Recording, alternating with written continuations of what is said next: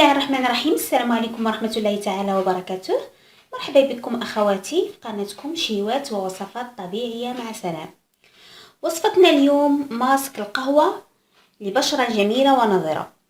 القهوة أيضا كتدخل في مجال العناية بالبشرة، بحيث أن مادة الكافيين منافعها كثيرة على البشرة، فهي تساعد على تبييض البشرة وكتمنع الإصابة من ظهور التجاعيد المبكرة، وكذلك كتخفف من انتفاخ الوجه.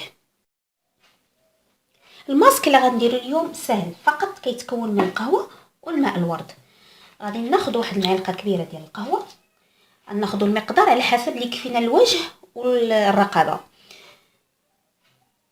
وغادي نخلط مع الماء ورد حتى نحصل على واحد العجين.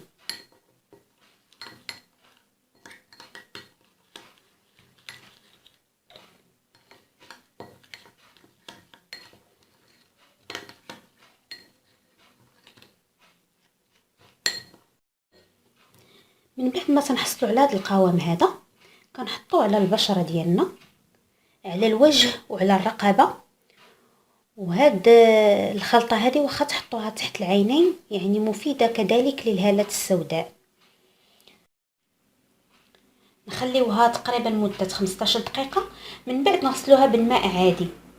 ودائما كنصحكم يعني مورا اي ماسك ضروري من ترطيب البشره باي مرطب عندكم كتستعملوه، او اي زيت اللي هو كيناسب البشره ديالتكم. الى عجبكم فيديو اليوم ديروا لايك وشاركوا معايا في القناه باش يوصلكم جديد الوصفات. شكرا لكم، والى اللقاء في وصفه اخرى ان شاء الله. والسلام عليكم ورحمه الله تعالى وبركاته.